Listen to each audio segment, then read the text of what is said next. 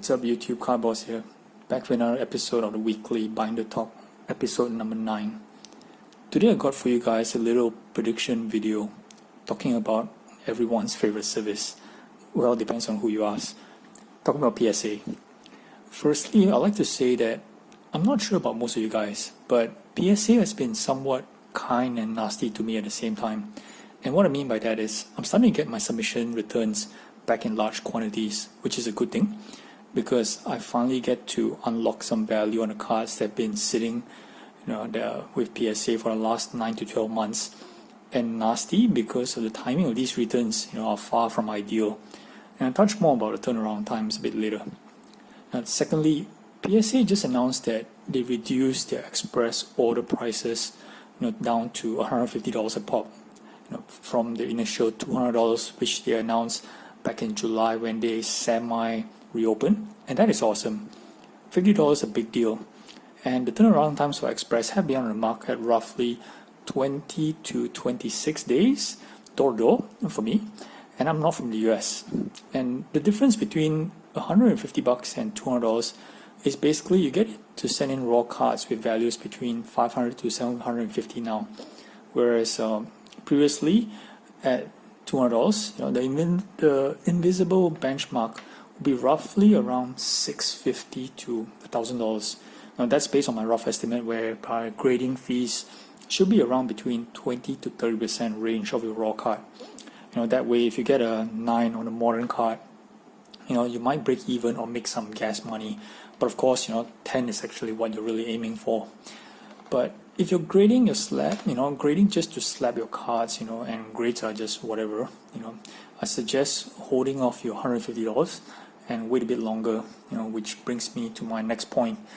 PSA, has been dropping hints as well that they might bring back a regular service maybe as soon as October, $100 perhaps, but that will be a massive game changer to the hobby. And I make it sound as though that, PSA is doing something revolutionary when it's actually not. It just feels like a very, very long time since we're able to send cards in at, quote unquote, cheaply. Now, let's get back to the meat of this video, where I want to lay out some predictions that I have, for roughly the next 15 months from here to end of 2022. So, PSA has been grading roughly about 20,000 cards per day to make up about 600 to 650,000 cards a month, according to gemrate.com. If you like, if you're one of the guys who like to see stats, like myself, do check out the Instagram. It's one of the most useful analytics on PSA I've seen, and I love it. There's been speculation at the time of shutdown that PSA was holding more than 5 million cards. So assuming you add another, say, 20% plus minus for additional submissions for Super Express, Express, and then Nationals on site, PSA is dealing with roughly about 6 million cards since April. And at 600,000 cards a month, it's likely that they're looking at a complete full fulfillment rate by roughly January, assuming nothing changes. But of course, as I mentioned, things might change when they open regular, and all value orders might push back further than January depending on the volume for regular that might flood in. And I really think that it will definitely flood in, so PSA has to manage the situation properly for the regular service. And if PSA gets swarmed by, say, about 500,000 cards per month for regular submission from October, then the back orders will technically be pushed way further, all the way back to perhaps December 2022. So meaning, if you're one of the guys who made the mad rush to send cards in using value at around January to February 2021, you'll probably be looking at submissions back 22 months later, and lots of things might have changed in the hobby since then. PSA 10s in February 2021 might not be the same PSA 10s in December 2022, good or bad. But I have a feeling that PSA is going to come out in Christmas this year and make two big statements. Now, first of all, I want to say that I don't work for PSA, nor nor I have any inside information. Everything here is just pure speculation by me. But if someone on PSA loves my idea, do give me a shout out and we can always discuss more. Alright, first, I think that PSA is gonna go out and guarantee all their customers who submitted cards before the closure in March to receive all the submissions back by 31 March 2022. Boom. 12 months maximum turnaround. And the hobby might just go into hysteria, finally able to see their cards, especially basketball, just in time for the postseason.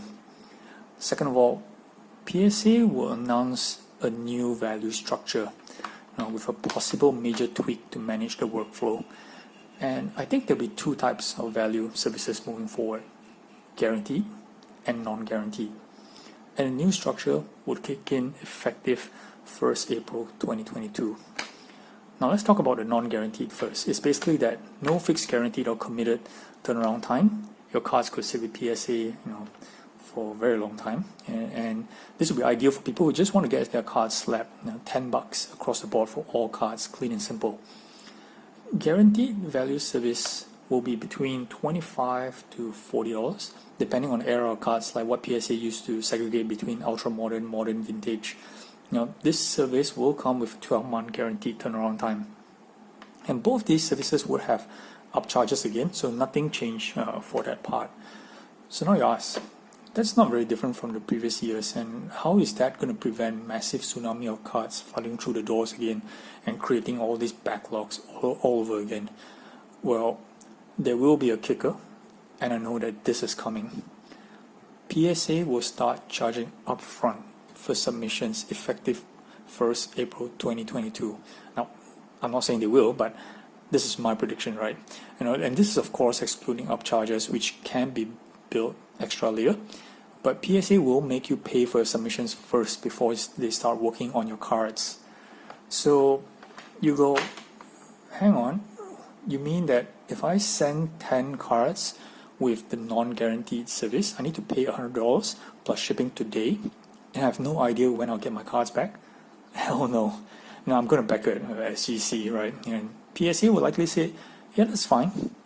PSA believes in its brand, and they've seen that despite a near complete shutdown, they haven't really lost any customers. Yeah, some people shifted to other grading companies, the newer guys like HGA or CSG. But a lot of die-hard collectors and savvy investors knows where the long-term value is. So many people are actually waiting around. Does this change a lot of things for them? Sure it does. But I don't think that the attrition will be that high from making this big move. And if you think of it from the investing standpoint, you should actually be prepared to pay for both the cost of the card and the grading fees upfront, to book in the overall cost before getting the finished product in several months. Now, this is a big change for us customers, but it does a few things for the industry.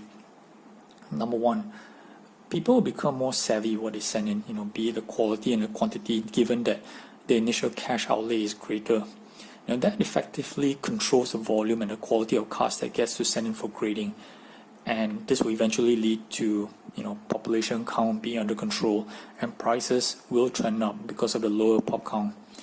And two, PSA will book in the money early, which lets them have the cash flow flexibility to adjust to the demand. Example, hiring more people, additional graders on a temporary basis when the volume surges up, or plan further expenditure on their facility when they see the demand flow coming in. Right now, they have to kind of like fund things upfront as opposed to dealing with the initial expenditure and spending time to do the work, recouping everything back only 10 to 24 months later, depending on the service. Hence, I really think PSA is not going to do anything wrong with this move. Yeah, surely it's different, practice from years before, but PSA now got a new head to the helm, right? So he's entitled to make any changes that he wants, and not every change needs to be by popular consensus. At the end of the day, grading is the only method in the hobby that can create large equity if done right, and PSA brings the best value overall to the market. So while we might not like some of the things that they do or might do, it's actually really up to us to be adaptive. Alright, that's all I got for today. Like, comment, subscribe, all those jazz. See you in the next video. Carboss out.